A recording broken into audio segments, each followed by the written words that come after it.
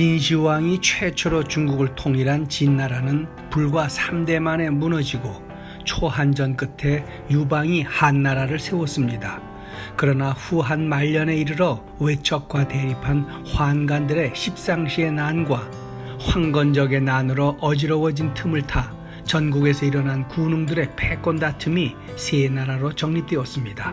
손곤의 오나라, 유비의 총나라, 그리고 조조의 위나라였습니다. 그러다가 유비와 손곤, 조조가 죽음으로써 사실상 천하삼분의 삼국 천하쟁패는 막을 내렸습니다. 이후 위나라는 조조의 책사였던 사마의 가문으로 넘어가 잠시 천하가 통일되는 듯 하더니 5호 16국을 거쳐 위진 남북조 시대로 접어들었습니다. 이때 북조에 있던 북주의 독고신이라는 승상에게 딸이 7 있었는데 그중 장녀가 북주 명제 황후가 되고 막내딸은 혼란의 시대를 마감하고 재통일하고 수나라를 세운 양견의 황후가 되었습니다.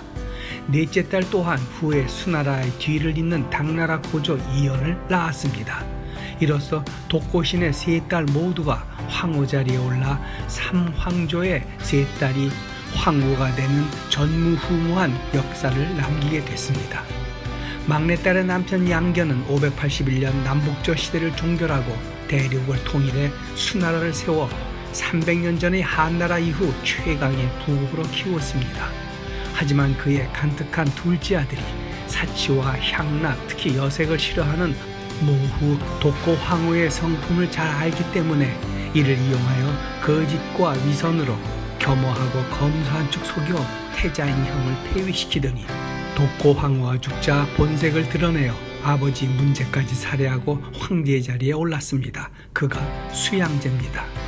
그는 천하제일의 지배자라는 것을 과시하기 위해 정복전쟁으로 이민족들을 무릎 꿇리고 대규모 국가 사업이나 화려한 궁정을 짓는 등 제2의 진시황이 되고자 했습니다. 그러나 자신에게 굽히지 않는 고구려 원정을 3차례나 단행하다가 참패해 나라를 거덜내고 결국 반란군에게 죽음으로써 개국 37년 만에 패망하고 말았습니다. 거짓과 기만 그리고 지나친 과시의 처세술로 파국을 초래한 셈이었습니다. 이후 독고신의 외손자 이연이 수나라를 멸하고 개국한 당나라는 태종 2세민으로 이어져 국력이 강성하고 경제적으로 번영한 정관의 치로 태평성대를 구가하고 활발한 외국과의 무역을 통해 세계의 중심으로 자리매김하며 그 위엄과 세력을 널리 떨쳤습니다. 하지만 당나라의 무역은 주로 교역국들을 속국으로 삼아 받는 조공 형식이었습니다. 돌고는 물론 멀리 페르시아와 안남, 일본 등 이웃 나라들이 사절단을 파견해 당나라 황실의 조공을 바치는 소위 만방레조가 현종 때에 와서는 70여 개국에 달했다니 당나라의 그 위세를 말해줍니다. 이번 베이징 동계올림픽에서 여러 스포츠 편파 판정이 나오고 있는 가운데 시진핑 주석이 마련한 해외 정상급 인사들과의 연회 식탁이 도마 위에 오르고 있습니다.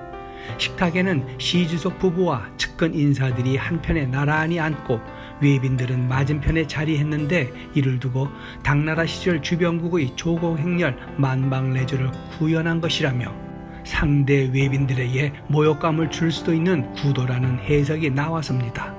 게다가 직사각형의 거대한 식탁이 가운데를 가로질러 푸른색 물이 용의 형상으로 구불구불 흐르는 장식을 두고 중화주의가 반영된 것이란 비판도 나왔습니다. 중국에서 용은 황제를 뜻하기 때문입니다. 해서 이를 두고 황제연회라는 말까지 나오고 있는 겁니다. 중국은 영국과의 아편전쟁으로 청나라가 몰락한 후 오랜 세월 절치부심 속에 지내왔습니다. 그러다가 등소평에 이르러 어느 정도 경제가 나아지고 국력이 회복되면서도 이를 드러내지 말고 은밀히 힘을 기르라는 도광양회를 100년간 지속하라고 지시했습니다.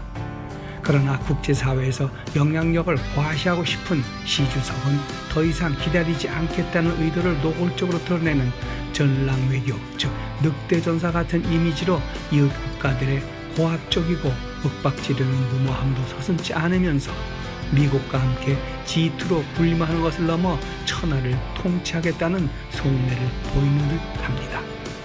마치 진시황처럼 시황제라 불리며 수양제의 위세와 과실을 내세워 대당 제국의 위험을 떨치려는 야망이 엿보이는 행태입니다.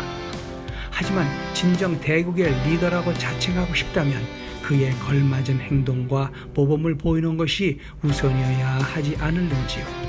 하지만 조공질서 의식의 중국몽에 취해 있는 한 이러한 꿈 깨기는 어려울 겁니다. 오늘의 영상은 여기까지입니다. 고맙습니다.